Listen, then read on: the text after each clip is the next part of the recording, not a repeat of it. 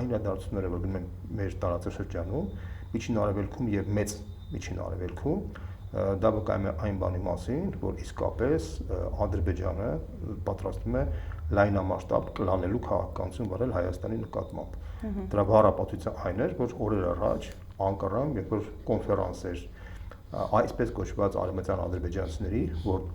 ովքեր որ հայտարարում են, որ ունեն պատմական իրավունք վերադառնալու Հայաստան, եւ Հայաստանը կոչվում էր արևմտյան Ադրբեջան,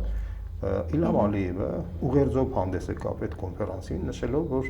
իրենց նախապայմաններից մեկը խաղաղության լինելու է այն,